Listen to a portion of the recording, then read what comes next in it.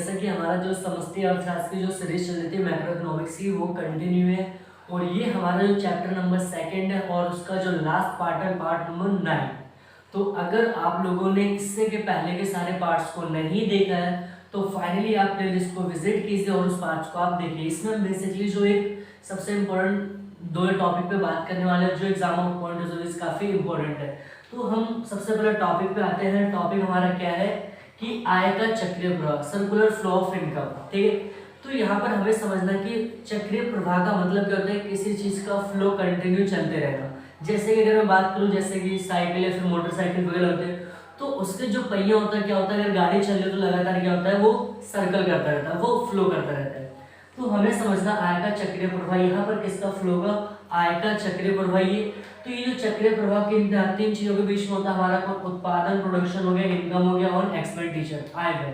ठीक है, तो हमारी जो इकोनॉमी में होता है ना, ये ऑब्वियसली की जो तीन क्रिया होती है ना हमारी इकोनॉमी में कंटिन्यू चलती रहती है। अगर ये तीनों क्रियाएं कभी मतलब आज तक कभी खत्म नहीं हो सकती है, अब धीमी पड़ जाएगी। जैसे कि क्राइसिस आया था कोरोना वगैरह, ठीक है, तो उस दौरान क्या होता है कि ये हमारी जो मतलब जो गतिविधियां थी, ये जो सर्कल फ्लो था, ठीक है, ये लगातार चल रहा था लेकिन उस दौरान थोड़ा सा धीमा पड़ गया था। तो ये कह सकते हैं कि जब हमारा उत्पादन, आय और व्यय इनके बीच में जो भी प्रभाव होता है वो क्या कहलाएगा, आय का चक्रीय प्रभाव। तो और इसके अलावा भी हमें और बहुत सारी इसमें बातें जाननी है कि जब भी आय का चक्रीय प्रभाव होता है ना, तो यहाँ पर क्या होता है, अगर आपने प्रोडक्शन किया, ठीक, मान लेते कि आप एज अ प्रोड्यूसर हो, तो आपने किसी भी प्रकार की कोई भी गुड्स एंड सर्विस आपने प्रोड्यूस की, तो जब आप प्रोडक्शन करोगे तो आप क्या चीजों को बेचने के लिए बनाओगे। ऐसा नहीं कि आप उसको घर में बैठ के बस तो इकट्ठा करोगे देखोगे, नहीं। तो यहाँ पर क्या क्या उत्पादन करो तो सीधी बात है कि इनकम जनरेट करने के लिए। तो जब आप प्रोडक्शन करोगे, प्रोडक्शन को बेचोगे तो देन आपके पास क्या आएगी, इनकम।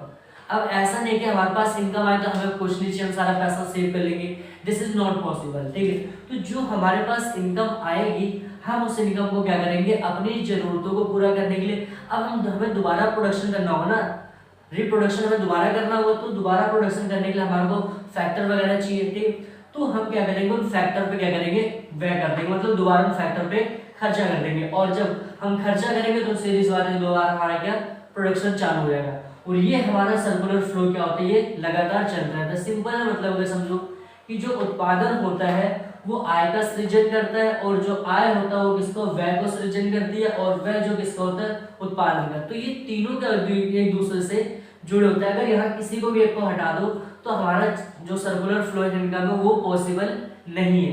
तो इसी को हम क्या कहते हैं, आय का चक्रीय प्रवाह। और ये हमारी इकोनॉमी में लगातार चलता रहता है, कभी भी रुकता नहीं है। अगर जिस दिन ऐसा पॉसिबल नहीं कि धीमा पड़ जाएगा, बस ये रुकेगा नहीं।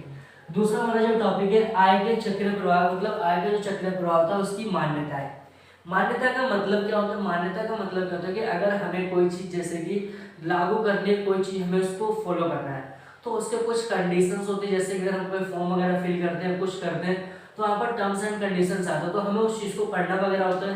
तो वैसे सेम कि अगर हमें आय का चक्रीय प्रवाह को मतलब लागू करना है तो उसकी बेसिकली 3-4 मान्यता है। मान्यता पहले क्या है कि परिवार तथा उत्पादक क्षेत्र। पहला क्या मान्यता है कि जो आय का सर्कुलर फ्लो होगा इसमें हम सिर्फ 2 सेक्टर को शामिल करेंगे। वो कौन कौन से होंगे, वो हाउस होल्ड सेक्टर होंगे और दूसरा कौन, प्रोडक्शन सेक्टर, प्रोडक्शन सेक्टर। ठीक है, ये होगा।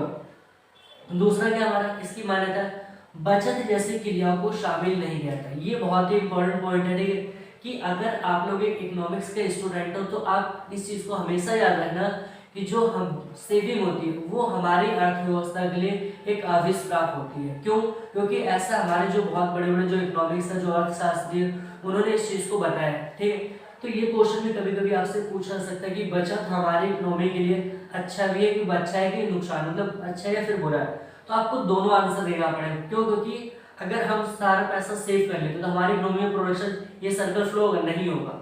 तो सिंपल बात है कि इस केस में हमारे लिए चाहिए। लेकिन अगर एक नॉर्मली पर्सन की बात करें, एक आम इंसान की बात करें, तो उसके लिए सेविंग क्या है, कंपलसरी है। ठीक है, तीसरा पॉइंट क्या है, सरकारी क्षेत्र का अस्तित्व होना। मैंने आपको ऑलरेडी समझा चुका था जब हम अर्थव्यवस्था के क्षेत्र पढ़ रहे थे कि जो हम सर्कुलर फ्लो मतलब हम पूरे के पूरे जो चैप्टर पढ़ेंगे उसमें हम सिर्फ 2 सेक्टर की बात करेंगे। वो कौन सा होगा, हाउस होल्ड सेक्टर होगा, दूसरा आपका प्रोड्यूसर सेक्टर होगा। ठीक है, इसमें ना तो गवर्नमेंट सेक्टर की बात करेंगे ना फॉरेन सेक्टर की। ठीक है, तो यहाँ पर सिंपल सी बात करें कि जो आपका आय का चक्रीय प्रवाह, उसमें सरकार द्वारा, सरकार का किसी प्रकार का कोई हस्तक्षेप नहीं होता है या सरकार का कोई अस्तित्व नहीं होता है। और जो लास्ट पॉइंट है कि आयात तथा निर्यात को शामिल न करना, ये बेसिकली विदेशी क्षेत्र से जुड़ रहा है, ठीक है। तो यहाँ पर क्या होता है कि जो आय का चक्रीय प्रवाह होता है उसके अंदर हम क्या करेंगे, हम कोई एक्सपोर्ट और कोई इम्पोर्ट को इंक्लूड नहीं करेंगे। तो ये बेसिकली हमारी क्या आती है, आय के चक्रीय प्रवाह की मान्यता है।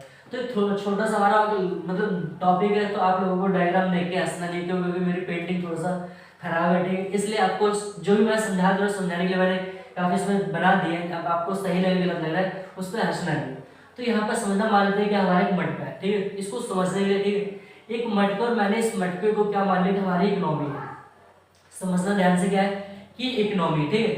तो सिंपल बात है, अब क्या हो रहा है कि इकोनॉमी बाहर मतलब भरण, भरण का मतलब इंजेक्शन, ठीक है, क्या कहेंगे इसको इंग्लिश में, इंजेक्शन, ठीक है। तो अगर हम इकोनॉमी के अंदर, ठीक है, क्या इकोनॉमी के अंदर बाहर से पैसा डालते हैं, इन द सेंस की निवेश करते हैं बाहर से, बाहर की कंपनियों को बुला के, या फिर बाहर से किसी भी तरह से हम पैसा इकोनॉमी के अंदर डालते हैं, तो वो क्या कहलाता है आपका, वो भरण कहलाता है, ठीक है। क्या कहलाएंगे उसको, इंजेक्शन, ठीक है। सेम एज इट इज कि अगर हमारी एक इकोनॉमी है, ठीक है, उस इकोनॉमी के अंदर से अगर पैसे को बाहर निकाला जाता है, पैसे का फ्लो बाहर करवाया जाता है, ठीक है, तो वो क्या कहलाएगा हमारा, वो क्षरण, मतलब उसको हम लीकेज कहेंगे, क्या कहेंगे उसको, लीकेज। तो ये छोटा सा हमारा टॉपिक था। तो आई होप कि आपको वीडियो पसंद आ जाएगी। वीडियो को लाइक करिए और शेयर करिए, और चैनल को ज़्यादा से ज़्यादा क्या करिए, सब्सक्राइब करिए। क्यों? क्योंकि इससे क्या होगा कि आपको जो लेटेस्ट नोटिफिकेशंस होगी वो कंटिन्यू मिलेंगे। अगर आप लोगों को कोई डाउट्स है तो आप कमेंट सेक्शन में आके अपने डाउट्स को क्लियर कीजिए। Thanks for watching this video. अगर आपको स्क्रीनशॉट लेना है तो आप इसका स्क्रीनशॉट ले सकते हो, इससे आपको क्या इजीली आपको समझ में आ जाएगा।